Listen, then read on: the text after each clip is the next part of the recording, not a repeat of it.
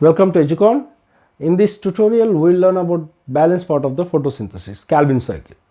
In earlier tutorial, we discussed about light dependent reaction in photoautotrophs. Now the balance part is Calvin cycle, which occurs inside chloroplast and in stroma. And in light dependent reaction, we have the products called ATP and NADPH.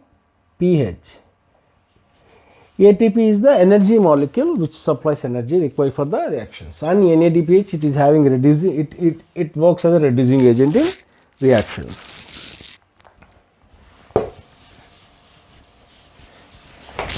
Light dependent reactions occurs on thylakoid membranes.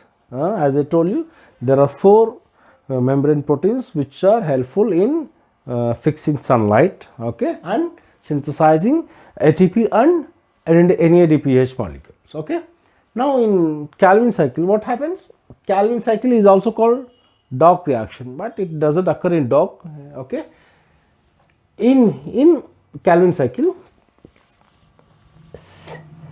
we can divide into three sequences here. So in the cycle where carbon is taken, the carbon is fixed. First we have a carbon in the carbon dioxide, it will be fixed here, then reduction, okay, then regeneration of the carrier molecule called ribulose 1,5 bisphosphate.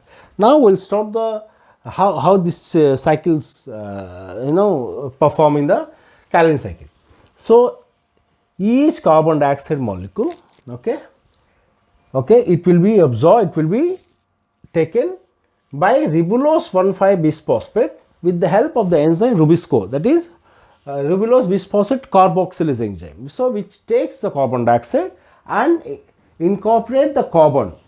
So the first output will be a 6 carbon compound which is highly unstable. So it is not stable. So immediately it will split into 2 3 carbon compounds. So the 3 carbon compound, what is called 3-phosphoglycerate, 3-PGA, okay. Then we have single phosphate group on each molecule, that is each 3 carbon compound. Then with the help of ATP, we will add another phosphate group where it is reduced. Reduced means the phosphate group again it is removed, forming glyceraldehyde 3-phosphate. So this is the main sugar molecule. It will go down in again set of reaction forming the ultimate sugar molecule. So again here we need ribulose bisphosphate because again we need to fix carbon dioxide. So it is a chain of reactions occurs continuously. So what happens? We need to double the two for our convenience. What will they? Now we are getting only 2 carbon compounds here.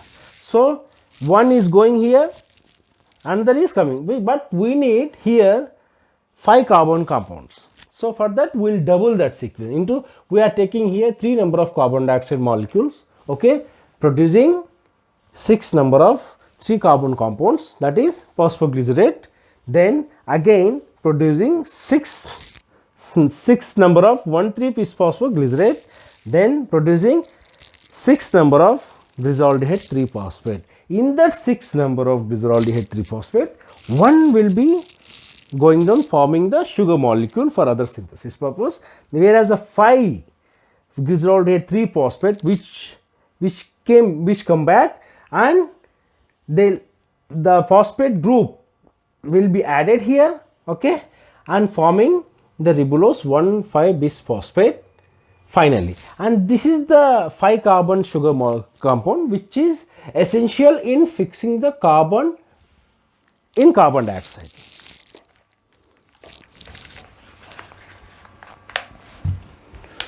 Now we are fixing the carbon from carbon dioxide.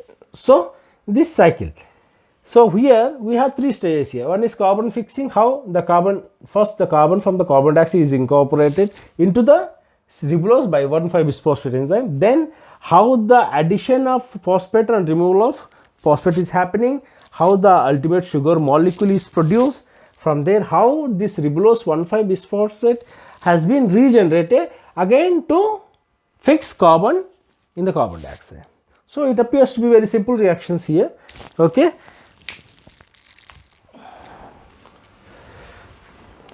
Thank you.